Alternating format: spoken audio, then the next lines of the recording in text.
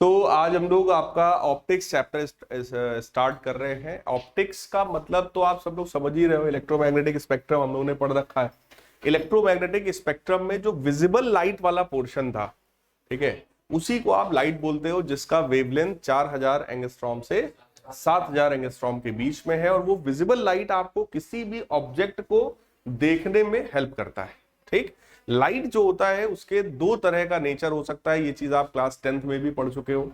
ठीक है, लाइट को हम एज अ पार्टिकल भी ट्रीट करा सकते हैं और उसको एज अ वेव भी हम लोग ट्रीट करा सकते हैं। तो लाइट के पास दो नेचर हो गए।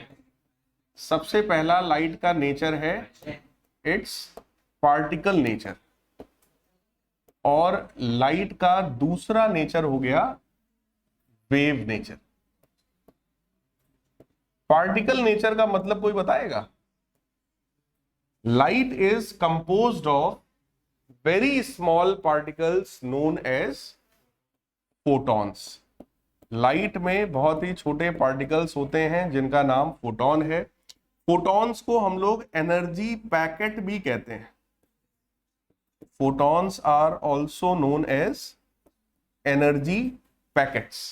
और हर एक एनर्जी पैकेट में कुछ अमाउंट ऑफ एनर्जी, हर एक फोटॉन में कुछ अमाउंट ऑफ एनर्जी होती है, जिसका फार्मूला क्या है? E is equal to H nu. ये फार्मूला आप लोगों ने केमिस्ट्री में शायद पढ़ा होगा, जहां पे H क्या होता है? प्लैंक्स कांस्टेंट, और न्यू क्या है? फ्रीक्वेंसी। प्लैंक्स कांस्टेंट की वैल्यू कितनी होती है? 6.6 इंटू -34 जूल सेकेंड। क्लियर? और फ्रीक्वेंसी का मतलब आप जान ही रहे हैं, किसी भी वेव की प्रॉपर्टी होती है वेवलेंथ और फ्रीक्वेंसी, है ना? तो फ्रीक्वेंसी को c/λ भी लिखा जा सकता है। हालांकि ये जो फार्मूला है E is equal to H nu, ये उसके अपने वेव नेचर को भी रिप्रेजेंट करता है। मतलब दोनों नेचर को एक्चुअली यहां पे रिप्रेजेंट किया जा रहा है कि एनर्जी अगर मैं बोल रहा हूं तो पार्टिकल नेचर है, एच न्यू लिख रहा हूं, या इसी को मैं hc/λ अगर मैं लिख रहा हूं, तो ये उसका अपना कौन सा नेचर है? वेव नेचर है। अगर वेवलेंथ है किसी के पास तो ये उसका अपना वेव नेचर है। Clear? So light is composed of very small particles known as photons which always travel in straight line with a speed of 3 into 10⁸ metre पर सेकेंड इन वैक्यूम। ये स्पीड कहां पर होती है? वैक्यूम में। फिर आता है वेव। अच्छा, पार्टिकल नेचर को रिप्रेजेंट करने वाले फेनोमेना कौन कौन से? ऐसे कौन कौन से फेनोमेना आपने पढ़े हैं जिससे हम पार्टिकल नेचर को रिप्रेजेंट कर सकते हैं बेटा? यस, सबसे पहला है फोटो इलेक्ट्रिक इफेक्ट। और कुछ पढ़ा है? ठीक है, टिंडल इफेक्ट भी हम कह सकते हैं, ज्यादा तो नहीं लेकिन ठीक है। कॉम्पटन इफेक्ट भी होता है लेकिन अपने सिलेबस में नहीं है तो जाने दो। वेव नेचर की अगर मैं बात करूं तो light is actually electromagnetic transverse wave. Light कैसा वेव है? इलेक्ट्रोमैग्नेटिक ट्रांसवर्स वेव होता है। और लाइट के वेव नेचर को रिप्रेजेंट करने वाले फेनोमेना कौन कौन से हैं? रिफ्लेक्शन ऑफ लाइट, हाँ, रिफ्रैक्शन ऑफ लाइट, और इंटरफेरेंस ऑफ लाइट। सुना है कभी? Interference of light. नेक्स्ट है डिफ्रैक्शन ऑफ लाइट, या फिर पोलराइजेशन ऑफ लाइट। एक प्रोसेस और है,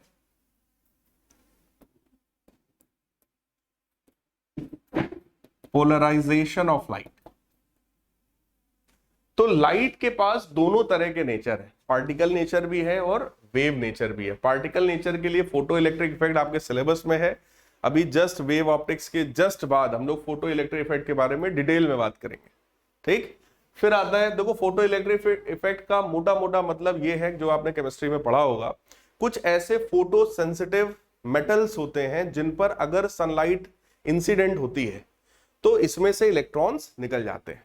और उस थ्योरी के हिसाब से ये बताया जाता है कि अगर ये फोटो सेंसिटिव प्लेट है तो इसके ऊपर लाइट आ रही है, मतलब फोटॉन्स आ रहे हैं। तो एक एक फोटोन जो आ रहे हैं वो अपनी सारी एनर्जी इसके अंदर के इलेक्ट्रॉन्स को देते हैं। वो भी किस इलेक्ट्रॉन को देते हैं? वैलेंस बैंड में जो इलेक्ट्रॉन्स हैं, वैलेंस शेल समझते हो ना, वैलेंस वाला आखिरी वाला शेल, वैलेंस इलेक्ट्रॉन्स जो होते हैं उनको वो अपनी सारी एनर्जी देते हैं, और उस एनर्जी से वो इलेक्ट्रॉन उस मेटल से बाहर निकल सकता है, मतलब उस अपने ऑर्बिट से बाहर निकल सकता है। अगर वो निकाल पाया उसको तो वो सक्सेसफुल हो गया, और अगर वो नहीं निकाल पाया तो फिर वो एनर्जी उस सब्सटेंस में एब्जॉर्ब हो जाती और वो काम खत्म हो गया।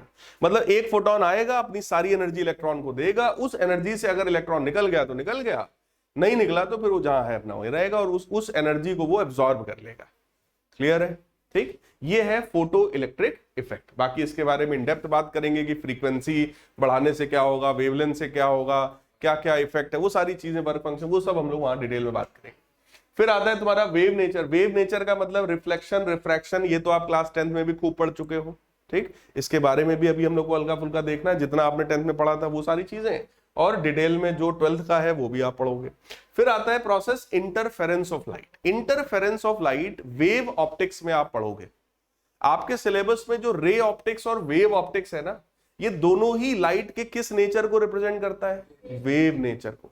बच्चे कई बार कंफ्यूज होते हैं क्योंकि चैप्टर का नाम है ray optics and wave optics, तो उनको लगता है वेव कैरेक्टर रिप्रेजेंट करने के लिए केवल इंटरफेरेंस, डिफ्रैक्शन और पोलराइजेशन प्रोसेस है अपने पास। ऐसा नहीं है। आप जो पूरा का पूरा ऑप्टिक्स पढ़ रहे हो, रे ऑप्टिक्स में रिफ्लेक्शन, रिफ्रैक्शन, और वेव ऑप्टिक्स में इंटरफेरेंस, डिफ्रैक्शन और पोलराइजेशन, ये पांच के पांचों चीजें किसको रिप्रेजेंट करेंगी? वेव नेचर को, वेव कैरेक्टर को रिप्रेजेंट करेंगी। क्लियर है? अब इंटरफेरेंस ऑफ लाइट का मतलब यह है जब दो या दो से ज्यादा सेम फ्रीक्वेंसी वाली लाइट एक साथ किसी मीडियम में ट्रेवल करती है तो वहां पर एनर्जी का रीडिस्ट्रीब्यूशन होता है। भाई लाइट है तो उसके पास एनर्जी है, तो एनर्जी का क्या होगा? रीडिस्ट्रीब्यूशन होगा। इंटेंसिटी ऑफ लाइट का रीडिस्ट्रीब्यूशन होगा, जिससे किसी पॉइंट पर लाइट बहुत ज्यादा होगी और किसी पॉइंट पर लाइट बहुत कम होगी। तो किसी पॉइंट पर ब्राइटनेस होगा तो किसी पॉइंट पर डार्कनेस होगा। इस तरह का बैंड फॉर्म होता है। इंटरफेरेंस जब भी होगा लाइट का तो ब्राइट फिर डार्क, फिर ब्राइट फिर डार्क, फिर ब्राइट फिर डार्क, ऐसे ऑल्टरनेट बैंड क्रिएट होगा।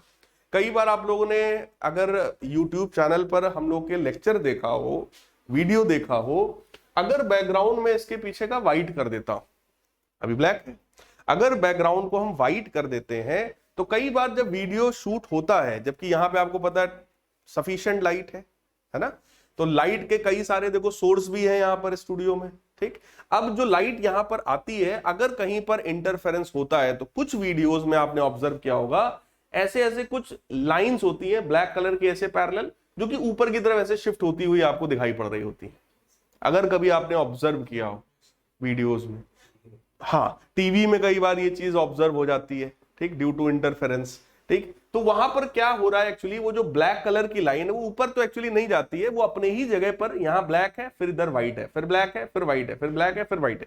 वो एक ऑप्टिकल इल्यूजन ऐसा क्रिएट होता है कि हमको ऐसा लगता है कि वो ऊपर की तरफ जा रही है, तो जा नहीं रही है पहली बात। लेकिन इस तरीके का लाइट डार्क बैंड फॉर्म होता है, उस प्रोसेस को हम लोग क्या बोलते हैं? Interference of light. क्लियर? इसको हम लोग को इन डेप्थ पढ़ना है, डिटेल में पढ़ना है, जब वेव ऑप्टिक्स पढ़ाएंगे तब। दूसरा है डिफ्रैक्शन ऑफ लाइट। डिफ्रैक्शन का मतलब लाइट नॉर्मली स्ट्रेट लाइन में ट्रेवल करती है, ठीक, लेकिन जब लाइट किसी भी सॉलिड के कॉर्नर से पास होती है तो वो हल्का सा बेंड हो जाती है, और बेंड होकर उस रीजन में पहुंच जाती है जहां पर शैडो था।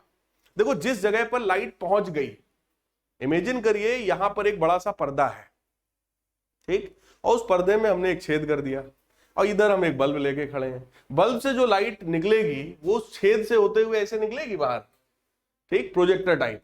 तो वो सीधे लाइट रे इतने रीजन में अगर आ रही है तो ये रीजन बोलो इल्यूमिनेटेड है, क्योंकि इस पर लाइट आ रही है। इसके नीचे डार्क होगा और उसके ऊपर भी डार्क होगा, जिसको बोलते हैं शैडो, कि इस रीजन में लाइट नहीं पहुंची तो वो शैडो है। जिस रीजन में लाइट पहुंच गई वो क्या है? इल्यूमिनेटेड रीजन है।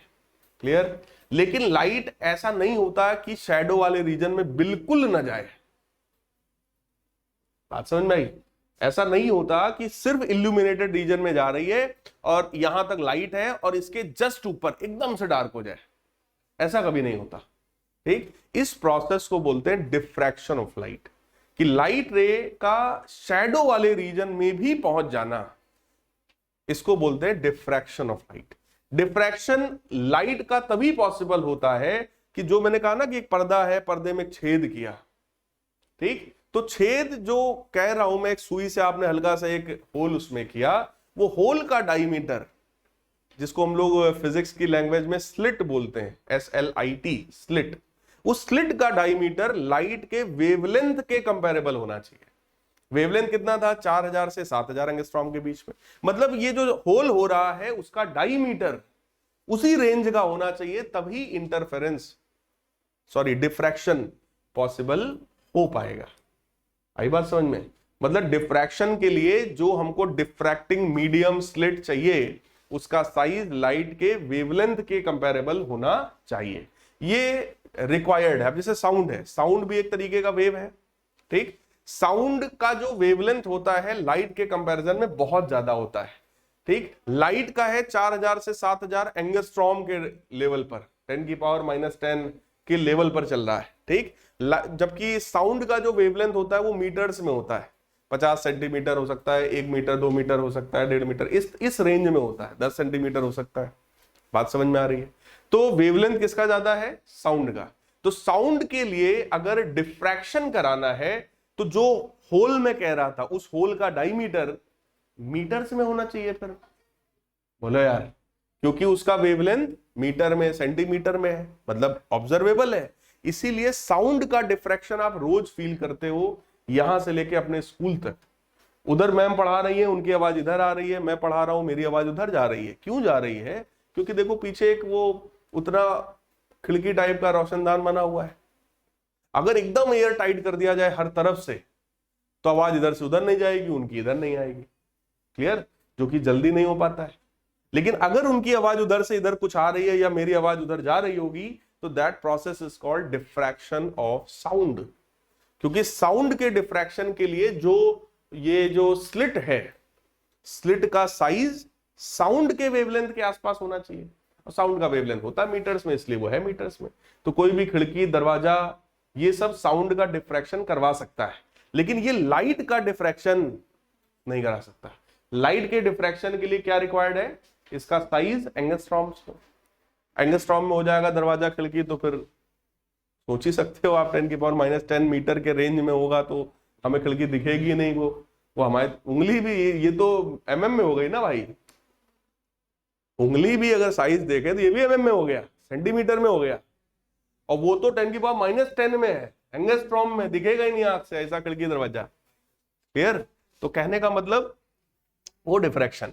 फिर अगला आता है पोलराइजेशन ऑफ लाइट। अभी हम लोग जब पढ़ रहे थे तो मैंने आपसे कहा था लाइट में इलेक्ट्रिक मैग्नेटिक फील्ड दोनों होती है, ठीक, और हमारी जो आईज हैं वो किसके लिए ज्यादा सेंसिटिव होती हैं? इलेक्ट्रिक फील्ड के लिए। ये पॉइंट आया था पढ़ाते समय। क्लियर?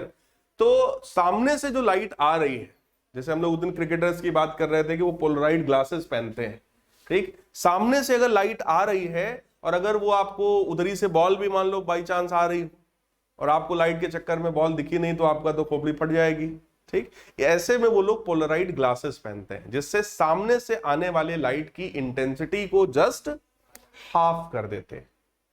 बात समझ में आई? इंटेंसिटी को अगर हम जस्ट हाफ कर देंगे तो हम कंपैरेटिवली जो ऑब्जेक्ट है उसको देख पाएंगे। ये प्रोसेस कहलाता है पोलराइजेशन ऑफ लाइट।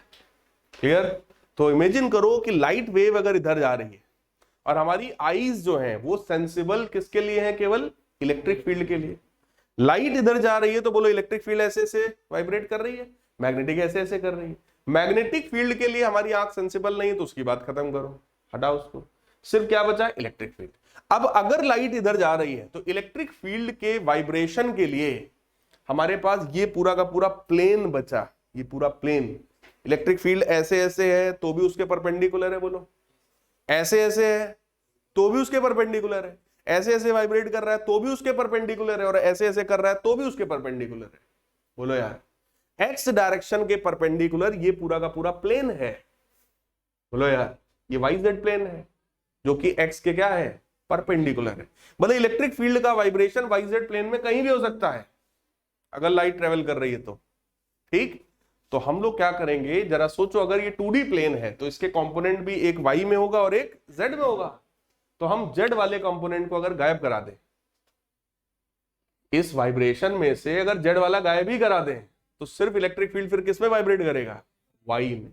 और इसी को बोलते हैं इंटेंसिटी को जस्ट हाफ करना। That process is called polarisation of light. ठीक, अभी मैंने आपको तीनों प्रोसेस का हिंट दिया है, इंटरफेरेंस, डिफ्रैक्शन और पोलराइजेशन का।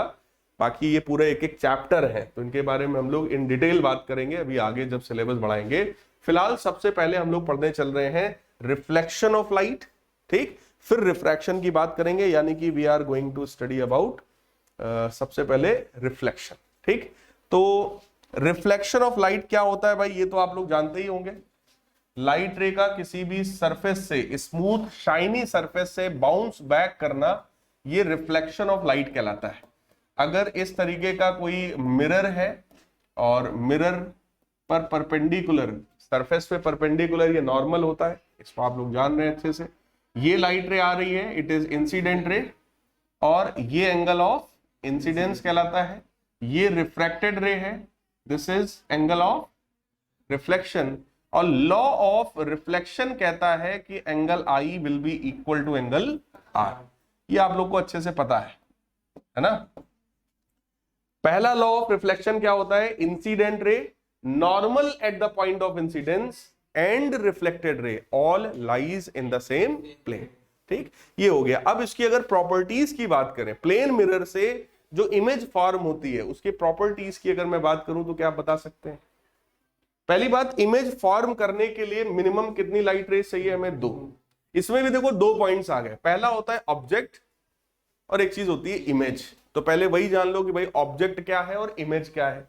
देखो, ऑब्जेक्ट का मतलब कोई भी ऐसी चीज जिसके पास या तो उसकी अपनी खुद की लाइट हो, उसको ऑब्जेक्ट कहेंगे, या वो दूसरे की लाइट को रिफ्लेक्ट करता हो।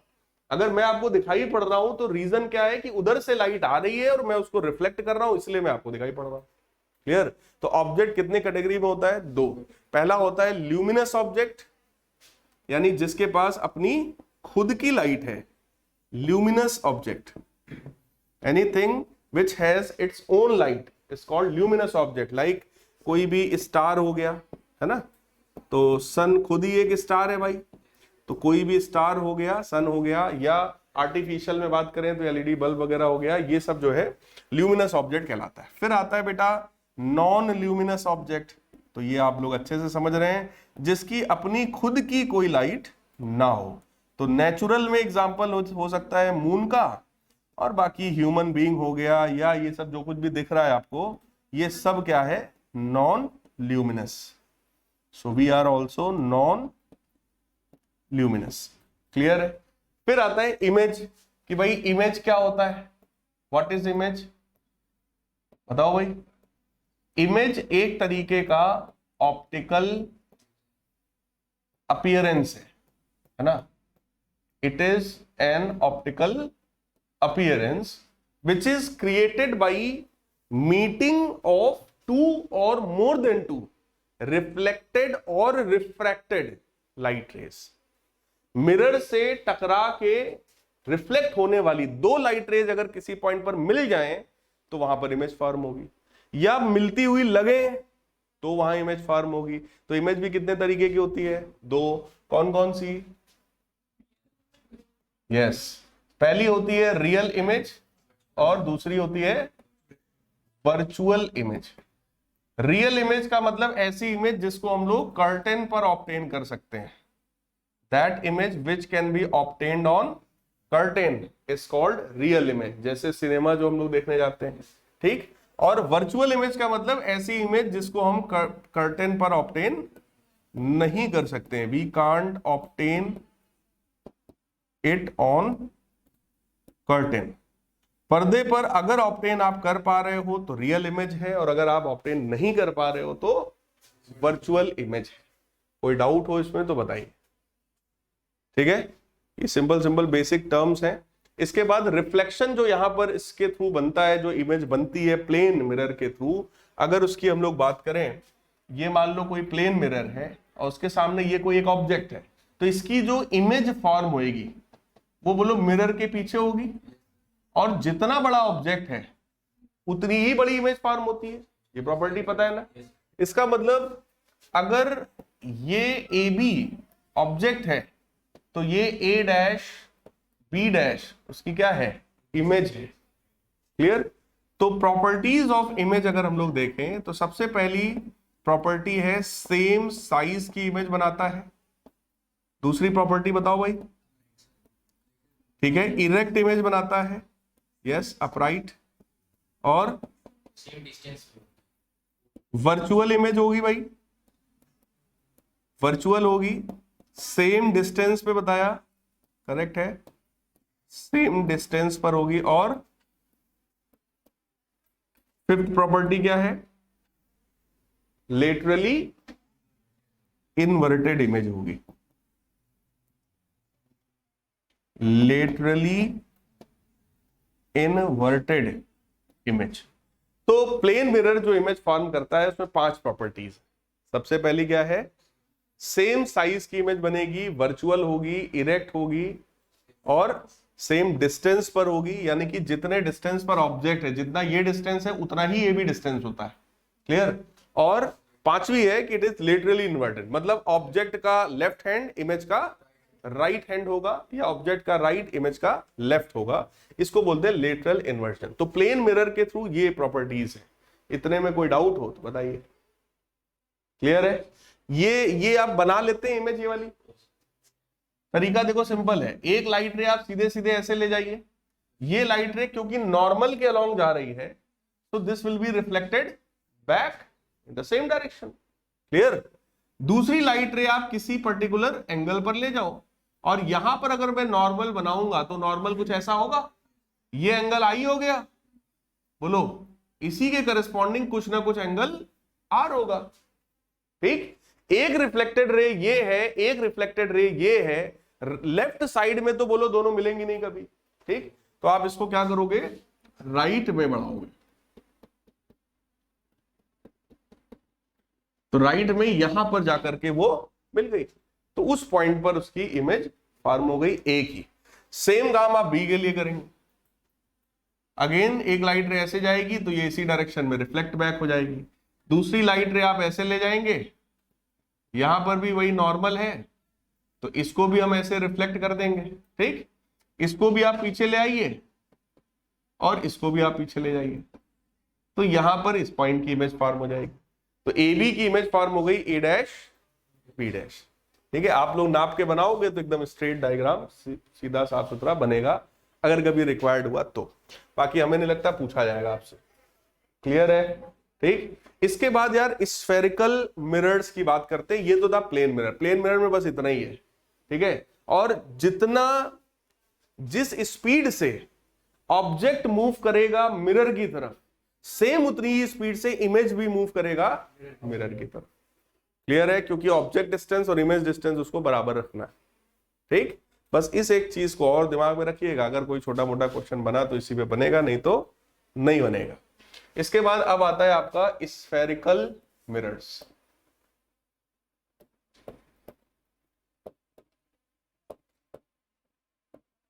किसी भी स्फेरिकल मिरर में सबसे पहले तो स्फेरिकल मिरर बनाते आप कैसे हो?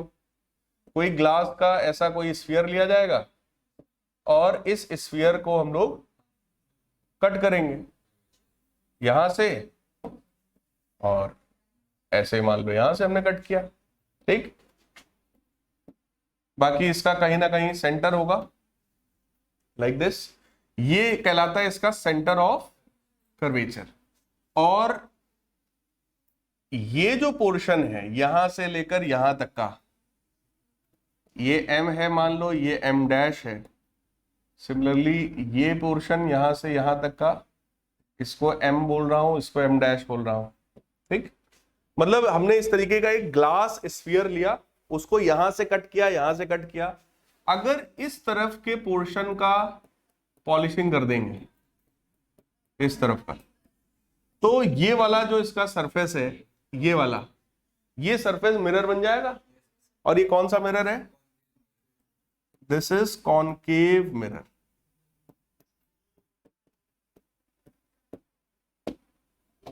और अंदर वाले सरफेस का अगर हम लोगों ने पॉलिशिंग किया तो ये कौन सा बनेगा भाई? This will be convex mirror.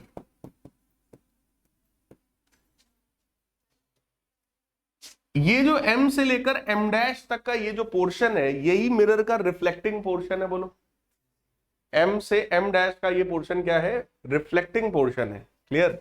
M और M डैश को मिलाने वाली ये जो लाइन है, ये M डैश, इस लाइन को बोलते हैं लीनियर अपर्चर। M डैश को क्या बोलते हैं? Linear aperture. तो इसका डेफिनेशन अगर कभी कोई पूछे तो क्या बताओगे? Line joining two extreme ends of the reflecting surface of a mirror is called linear aperture. सही है? M को मैं इस सेंटर से जोड़ूं और उसको मैं इधर से जोड़ूं तो ये जो रिफ्लेक्टिंग पोर्शन है ये उसके सेंटर पर एक एंगल भी बनाएगा भाई। इस एंगल को बोलते हैं angular aperture, that is known as angular aperture. सही है? ये जो पॉइंट O है, इस O वाले पॉइंट को क्या बोलते हैं? This is centre of curvature. ऐसे ही रेडियस ऑफ कर्वेचर तो आप समझ ही रहे हो, this OM is called radius of curvature। तो OM जो है that is radius of curvature। इसके बाद देखो मिरर के रिफ्लेक्टिंग पोर्शन का यानी M डैश का जो मिडिल पॉइंट होगा, that mid point is called pole। middle point of the reflecting surface of a mirror is called pole। तो P पॉइंट क्या कहलाता है? पोल। क्लियर है भाई? पोल और सेंटर, पोल और सेंटर ऑफ कर्वेचर को मिलाने वाली ये लाइन क्या कहलाती है? Principal axis. So this line is called principal axis.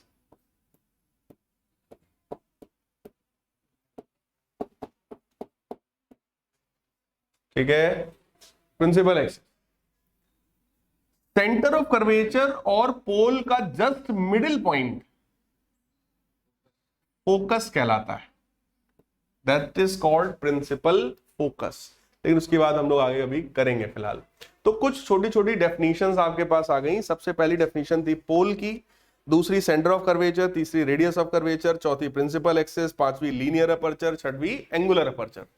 बोलो, ये सारी बता चुका हूं। क्लियर? फिर आता है आपका principal focus and focal length. तो इसकी बात कर लेते हैं। फोकस को थोड़ा सा और भी अच्छे से समझाया जा सकता है कि अगर कोई लाइट रे प्रिंसिपल एक्सिस के पैरेलल आ रही हो तो रिफ्लेक्शन के बाद जिस पॉइंट पर वो प्रिंसिपल एक्सिस को कट करे, that point is called principal focus. ये चीज क्लियर है भाई? ठीक। तो अगले पेज पे मैं आपको फोकस का डेफिनेशन बता रहा हूं कि अगर इस तरीके का मान लो हम लोगों ने मिरर लिया,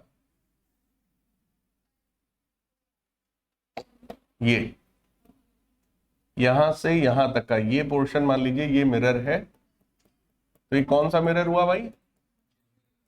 दिस इज कॉनकेव मिरर।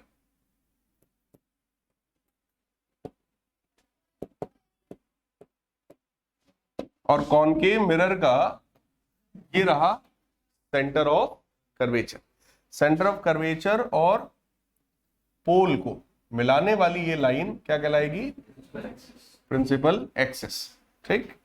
तो ये पॉइंट जो है ये वाला, ये पॉइंट पोल कहलाता है। बाकी डेफिनेशन तो बड़ा सिंपल सा है कि अगर हम लोग कोई light ray parallel to principal axis लाते हैं, अगर कोई light ray parallel to principal axis लाते हैं लाइक दिस, तो after reflection it will move through focus, simple. तो आफ्टर रिफ्लेक्शन इसको हम लोग ये दिखा रहे हैं और ये वाली लाइट को ये दिखा रहे हैं। तो सीधी सी बात है, रिफ्लेक्शन के बाद ये तो था आपका सेंटर ऑफ कर्वेचर, रिफ्लेक्शन के बाद ये जिस पॉइंट पर गई उसी पॉइंट को हम लोग क्या बोलते हैं, principal focus. So that is principal focus. इस डायग्राम को देखकर एक चीज आपको और समझ में आ जानी चाहिए कि कॉनकेव मिरर का नेचर कैसा है, कन्वर्जिंग। कॉनकेव क्या कर रहा है, लाइट रे को एक पॉइंट पर मिला रहा है, so it is having converging nature. Clear है? ये सब आप लोग 10th में पढ़ चुके हो यार, इसमें कोई ऐसी चीज नहीं मैंने बताई है जो आपने पढ़ा ना, ठीक। और अगर मान लीजिए यहीं पे बात करें हम कॉन्वेक्स का, कॉन्वेक्स मिरर, तो ये प्रिंसिपल एक्सिस है, ये उसका पोल है, इसका सेंटर बोलो यहां कहीं होगा, इसका सेंटर उधर होगा। अगर कोई light ray parallel to principal axis हम लोग ऐसे ला रहे हैं, तो ये क्योंकि डाइवर्जिंग होता है तो ये लाइट रे को फैला देगा लाइक दिस। ये लाइट रे को क्या करेगा, डाइवर्ज करा देगा, ठीक। लेकिन अगर इन रेस को आप पीछे बढ़ाओगे तो ये एक पॉइंट पर मिलेंगी, मिलती हुई लगेंगी, उस पॉइंट को क्या बोलेंगे, प्रिंसिपल फोकस। तो if the incident light rays are parallel to principal axis, then after reflection they appear to be diverged from the point known as principal focus। तो ये जो डाइवर्जन जो इसका हो रहा है, ऐसा लग रहा है कि यहां से लाइट रे रिफ्लेक्ट हो रही है, यहां से निकल रही है। क्लियर? इसी पॉइंट को क्या बोलेंगे, प्रिंसिपल फोकस। कोई डाउट हो तो बताइए, ठीक है ना, ये आसान चीजें हैं। फोकल लेंथ क्या होता है, that is the distance between centre of curvature and pole. नहीं, फोकस एंड पोल। तो फोकस और पोल के बीच का जो डिस्टेंस है वही फोकल लेंथ कहलाता है। और एक टर्म और है, focal plane, that is a plane perpendicular to principal axis passing through focus. Focus से पास होने वाला प्रिंसिपल एक्सिस के परपेंडिकुलर इस तरीके का जो प्लेन होगा, that plane is called focal plane. Clear है? ठीक। तो ये छोटी छोटी डेफिनेशंस हैं। इसके बाद आता है बेटा sign convention. Next one is sign convention. Sign convention कोई बताएगा, किसी को आता हो?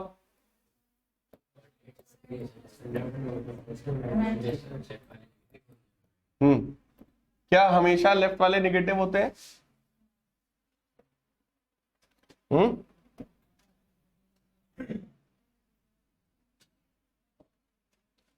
अगर इस तरीके का हम लोग एक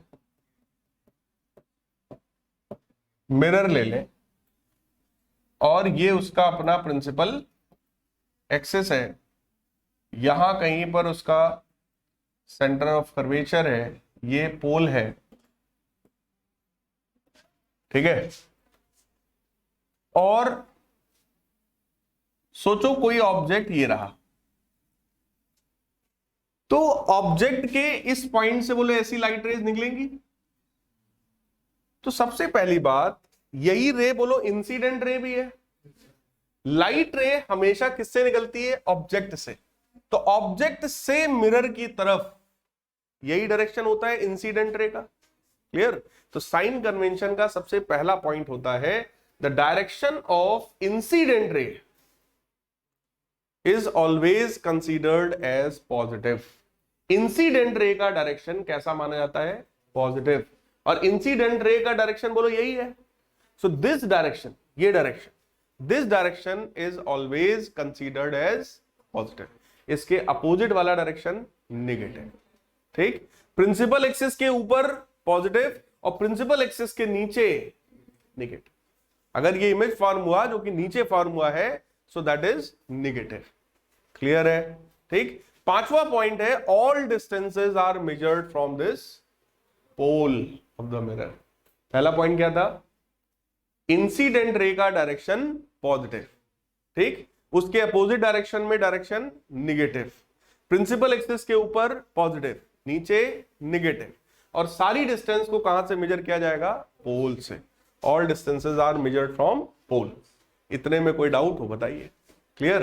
अब जरा देखो, ऑब्जेक्ट ये है तो ऑब्जेक्ट का डिस्टेंस u कहलाता है, और वो डिस्टेंस बोलो लेफ्ट साइड तक ऐसे हमें मेजर करना पड़ेगा भाई, डिस्टेंस नापेंगे तो यहीं से हम, तो पोल से यहां तक का डिस्टेंस बोलो u कहलाता है, और ये u कैसा होगा यहां पर? निगेटिव। u कैसा होगा यहां पर? निगेटिव। बोलो यार, ऑब्जेक्ट डिस्टेंस कैसा है यहां पर? निगेटिव। करेक्ट है? बताओ। इमेज का डिस्टेंस अगर पोल से देखा जाए तो वो ये है, ये भी पोल से लेफ्ट में आने पर मिलेगा, इसका मतलब v कैसा है? कैसा है? निगेटिव। अगर ये सेंटर है तो बोलो यही रेडियस है, अगर ये सेंटर ऑफ कर्वेचर है तो ये क्या है? रेडियस हो गया। रेडियस ऑफ कर्वेचर भी कैसा है? निगेटिव है। बोलो फोकस इन दोनों के बीच में कहीं होगा, फोकस से पोल का डिस्टेंस फोकल लेंथ होता है, that is also negative. Correct है? ठीक। हाइट ऑफ ऑब्जेक्ट HO कैसा है भाई? पॉजिटिव, क्योंकि प्रिंसिपल एक्सिस के ऊपर। Height of image HI that is negative. क्या ये साइन कन्वेंशन समझ में आया? अगर ऑब्जेक्ट रियल है, इफ ऑब्जेक्ट इज रियल, तब ऑब्जेक्ट डिस्टेंस बेटा हमेशा निगेटिव होता है। If object is real then object distance u is always negative, but if the object is virtual then this u will be positive। Object real है हमारे आपके जैसा तो ऑब्जेक्ट डिस्टेंस कैसा होगा? निगेटिव। लेकिन ऑब्जेक्ट रियल ना हो, हमारे आप जैसा ना हो, भूत प्रेत हो, तब क्या होगा? That will be positive. Virtual object भी होते हैं, ठीक है? हाँ, वर्चुअल ऑब्जेक्ट भी हो सकते हैं, जैसे प्लेन मिरर के पीछे कोई भूत वूत रहता हो तुम्हारे घर में, है ना? सो वो भी क्या होगा? वर्चुअल ऑब्जेक्ट है, ठीक है? अभी हम लोग कुछ डेरिवेशंस भी पढ़ेंगे जिसमें इस तरह के वर्चुअल ऑब्जेक्ट आपको देखने को मिलेंगे, ठीक है? तो वहां पर हम लोग बात करेंगे वर्चुअल ऑब्जेक्ट क्या है। क्लियर? तो ऑब्जेक्ट बेटा इधर भी हो सकता है और किसी कंडीशन में ऑब्जेक्ट मिरर के पीछे भी हो सकता है, लेकिन ऑब्वियस है अगर मिरर के पीछे है तो रियल तो नहीं होगा, ये तो मानते हो? बताएंगे अभी आगे जब आएगा, तो उसकी वजह से भी इमेज फॉर्म होगी कुछ ना कुछ, ठीक है? एक फार्मूला है लेंस मेकर्स फार्मूला, एक डेरिवेशन अभी आगे हम लोग और पढ़ेंगे, तो उसमें आता है वर्चुअल इमेज का, वर्चुअल ऑब्जेक्ट का कॉन्सेप्ट, ठीक है? तो मैं उसकी बात करूंगा आपसे। फिलहाल आप मोटा मोटा दिमाग में ये रखो, क्योंकि क्लास 10th में आपको ये रटाया गया होगा कि u इज ऑलवेज नेगेटिव। ये क्लास 10th में आपको बार बार बोला गया होगा बेटा u हमेशा नेगेटिव होता है, लेकिन u हमेशा नेगेटिव नहीं होता है। ये 12th में आप नई बात पढ़ रहे हैं। रियल ऑब्जेक्ट है तो u नेगेटिव है, और अगर वर्चुअल ऑब्जेक्ट है तो u पॉजिटिव। कहां वर्चुअल होगा उसकी बात हम लोग अभी आगे करेंगे, शायद 1-2 क्लासेस के बाद, ठीक? वहां पे हम लोग पहुंचेंगे, तब मैं आपको फिर से याद दिलाऊंगा कि मैंने आपको ये बताया था। क्लियर?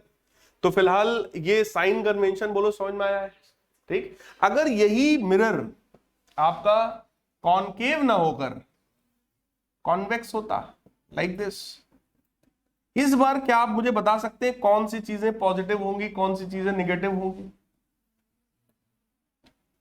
अगर ये ऑब्जेक्ट है, ठीक, तो ये जो इमेज क्रिएट करता है ना, ये हमेशा ऐसी इमेज क्रिएट करता है, virtual and erect and diminished, always. जब आप क्लास 10th में थे तो इस तरह के रे डायग्राम्स आपसे बनवाए गए होंगे, ठीक है। 6 रे डायग्राम इसमें होते हैं और 2 इसमें होते हैं, सबने पढ़ा होगा। 6 में से 5 केसेस में ये रियल एंड इन्वर्टेड इमेज बनाता है, केवल एक केस में वर्चुअल इरेक्ट बनाता है, और वर्चुअल इरेक्ट तब बनता है जब यही ऑब्जेक्ट फोकस के अंदर होता, तब ये वर्चुअल इरेक्ट इसी डायरेक्शन में इसी तरफ इमेज क्रिएट कर देता है। लेकिन ये वाला जो होता है ये हमेशा, इसमें से 2 ही डायग्राम आपने पढ़े होंगे इस वाले में, कॉन्वेक्स में, और इसमें हमेशा जो इमेज क्रिएट होती है डिमिनिश्ड होती है, वर्चुअल होती है, इरेक्ट होती है। अब आप यहां पे मुझे देख के बताओ क्या पॉजिटिव है और क्या निगेटिव। ऑब्जेक्ट डिस्टेंस कैसा है, कैसा है ऑब्जेक्ट डिस्टेंस? निगेटिव। क्यों निगेटिव? भैया रियल ऑब्जेक्ट है, सामने खड़ा है ऑब्जेक्ट, मिरर के सामने है तो रियल है, इसका मतलब, और वैसे भी लेफ्ट में है ना, so this distance is always negative. तो u तो निगेटिव है, बोलो यार। अब इमेज की डिस्टेंस की बात करो, इमेज डिस्टेंस कैसा है? v इज पॉजिटिव, क्योंकि राइट साइड में, बोलो यार। सेंटर इसका किधर होगा? इधर होगा, तो वो रेडियस कैसा होगा? That is positive. Focal length कैसा होगा? Positive, correct. Height of image कैसा है? हाइट ऑफ ऑब्जेक्ट कैसा है? HO, positive. Height of image कैसा है? क्या ये बात समझ में आई? तो इसके लिए ये सारी चीजें और इसके लिए ये सारी चीजें, इसका है और ये सारी प्रॉपर्टीज इसकी। इतने में कोई डाउट हो तो बताइए। ये मैंने आपको पूरा का पूरा साइन कन्वेंशन बता दिया, क्लियर है? जो चीजें जनरली लेफ्ट में है उनकी डिस्टेंस निगेटिव है, जो चीजें राइट में है उनकी डिस्टेंस पॉजिटिव है, जो ऊपर है वो पॉजिटिव है और जो नीचे है वो निगेटिव है। जस्ट लाइक कार्टेशियन प्लेन, जैसा एक्स और वाई एक्सिस में होता है, सेम कुछ वैसी चीजें हैं, बस चेंज तब हो जाएगा जब ऑब्जेक्ट हमारा लेफ्ट में ना हो, ऑब्जेक्ट राइट में कर दे। अभी ऑब्जेक्ट को मैं राइट में कर दूं, इधर वर्चुअल ऑब्जेक्ट हो जाएगा, तो यू कैसा होगा उसका? पॉजिटिव। तो ये हमें समझना पड़ेगा, क्लियर? चलिए, फिलहाल अगर किसी मिरर की बात करें तो फोकल लेंथ और रेडियस ऑफ कर्वेचर, इन दोनों में क्या कोई रिलेशन होता है? क्या रिलेशन होता है?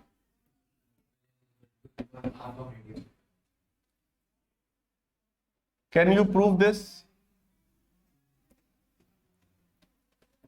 दिस इज प्रिंसिपल एक्सिस, ये पॉइंट बोलो पोल कहलाएगा, इसका इधर कहीं पर सेंटर भी होगा, ठीक है। क्या आप उस रिलेशन को प्रूव कर सकते हैं? रिलेशन तो सबको शायद पता है कि focal length is radius of curvature by 2, ठीक है। F is equal to R by 2, है ना। रेडियस के जस्ट मिडिल पर फोकस था, हम लोगों ने भी देखा था पीछे। लेकिन कैसे पता ये चीज? क्या हम लोग प्रूव कर सकते हैं इसको?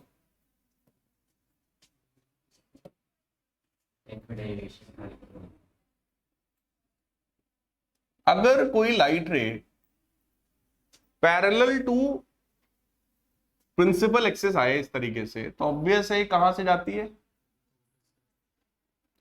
It moves through the point known as focus, यही फोकस है। और अगर हम लोग नॉर्मल ड्रॉ करें तो जरा सोचो, इस सरफेस पर, क्योंकि स्फेरिकल सरफेस है तो उस पर नॉर्मल कैसा होगा? स्फीयर पे अगर नॉर्मल बनाना है तो दैट विल बी रेडियस। सोचो, रेडियस जो होता है क्या वो सर्किल पर या स्फीयर पे हमेशा परपेंडिकुलर होता है? रेडियस। तो इसका मतलब अगर मुझे यहां पे नॉर्मल बनाना है, नॉर्मल मतलब इस सरफेस के यहां पे परपेंडिकुलर ना, तो ये है नॉर्मल, बोलो यार, है ना। तो ये एंगल क्या एंगल ऑफ इंसिडेंस है? Angle I. और ये वाला एंगल क्या है? It is angle R. Similarly अगर ये आई है तो ये वाला भी क्या आई होगा, क्यों, दिस इज ऑल्टरनेट एंगल, इसका मैं नाम कुछ एम रख दे रहा हूं मान लो, ठीक। So as we know angle I is equal to angle R, ये लॉ ऑफ रिफ्लेक्शन है। इसकी वजह से ये और ये दोनों आपस में बराबर हो गए क्योंकि ऑल्टरनेट है, और अगर ये आई और ये आर बराबर है, दो एंगल बराबर हैं, तो उनके सामने वाली साइड्स भी बराबर है। आई के सामने वाली साइड बोलो एफ एम है, और आर के सामने वाली साइड ओ एफ है, बोलो यार। तो क्या इसका मतलब एफ एम और ओ एफ आपस में बराबर हो गए, side opposite to equal angles are equal to each other, ठीक। तो इस चक्कर में ये आपस में बराबर है। इसका मतलब ये ओ एफ और ये F M, these two sides are equal to each other. अब मैटर बेटा ये है कि किसी भी स्फेरिकल मिरर में एक डिफेक्ट होता है जिसको बोलते हैं स्फेरिकल एबरेशन।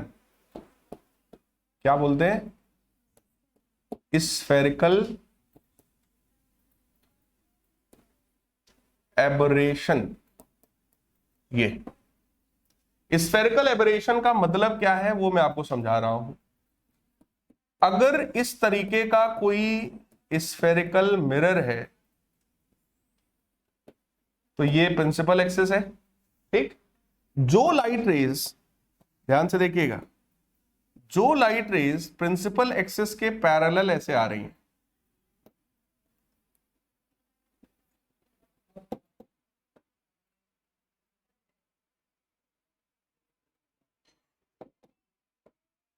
ध्यान से देखना जरा,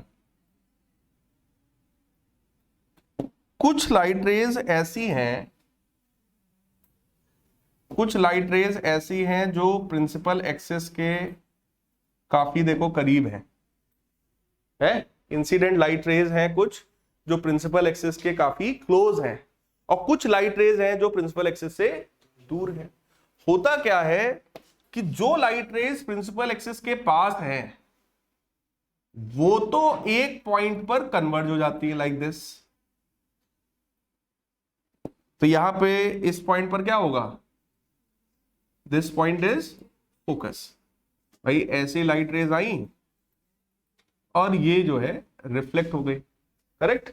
लेकिन जो लाइट रेज दूर थी, ये वाली, ये उस पॉइंट पर कन्वर्ज होने की बजाय उसके बगल में कहीं पर कन्वर्ज हो जाती।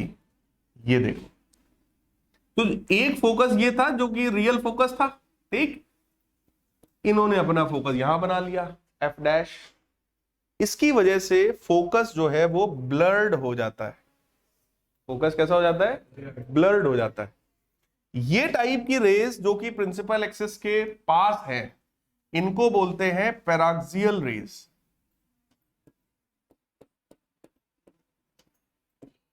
These are known as paraxial rays. लेकिन जो प्रिंसिपल एक्सिस से दूर हैं उनका नाम है मार्जिनल रेज।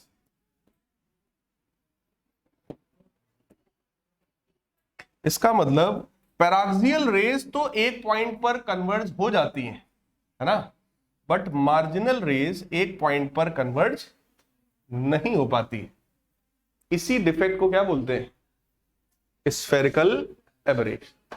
अब मैटर ये है कि सर अगर ये प्रॉब्लम है तो ये प्रॉब्लम तो हमें खत्म करना पड़ेगा, कुछ भी करके इसको सही करना पड़ेगा। इसको खत्म करने के कुछ तरीके हैं।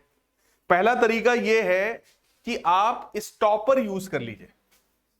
फर्स्ट मेथड, स्टॉपर मतलब इस तरह का यहां पे एक रबर का कोई लगा दो, ऐसा कुछ, ठीक है, यहां लगा दो, यहां लगा दो। अगर कोई रबर की कोई चीज आपने यहां पे और यहां पे लगा दिया तो वो ये वाली मार्जिनल रेस को क्या करेगा, एब्जॉर्ब कर लेगा, काम खत्म, रिफ्लेक्ट ही नहीं करेगा। ना रहेगा बांस ना बजेगी बांसुरी। जब रहेगा नहीं, ये रेस ही नहीं रहेंगी तो यहां पे रिफ्लेक्ट होएंगी भी नहीं। बोलो यार, सवाल खत्म। मतलब जो मैटर क्रिएट कर रहा था उसको हटा ही दिया हमने, पहला तरीका। दूसरा तरीका जो मिरर यूज करो मिरर ही छोटा यूज करो। अगर मिरर ही छोटा होगा तो सारी रेस कैसी होंगी, पैराक्सियल, मार्जिनल होंगी नहीं। ठीक। और तीसरा तरीका होता है कि अगर हम ये नहीं कर पा रहे हैं, हमको बड़ा ही मिरर यूज करना है, मेरी मजबूरी है, तो फिर हम उस मिरर को पैराबोलिक मिरर ले लेंगे। मतलब हम फिर उस जगह पे ये टाइप का मिरर हम यूज नहीं करेंगे। बात समझ में आ रही है?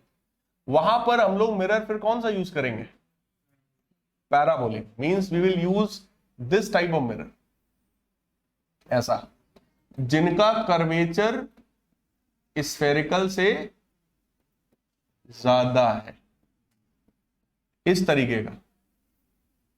ये प्रिंसिपल एक्सिस है, इसमें वो डिफेक्ट नहीं आएगा। फिर आप ये यूज ही ना करो, आप ये यूज करो। क्या ये प्रॉब्लम समझ में आई भाई? कैसे सही होगी ये भी समझ में आई बात? इस पॉइंट पर देखो कन्वर्ज हुई, यही फोकस है। ठीक। और जो ऊपर वाली रेस थी वो भी उसी पॉइंट पर कन्वर्ज हो जाएंगी, like this.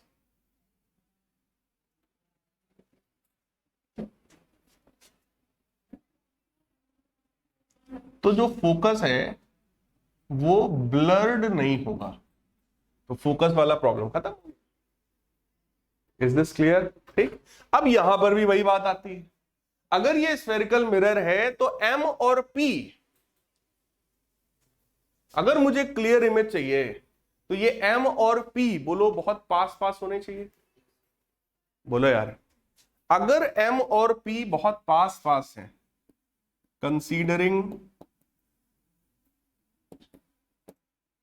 M and P very close to each other,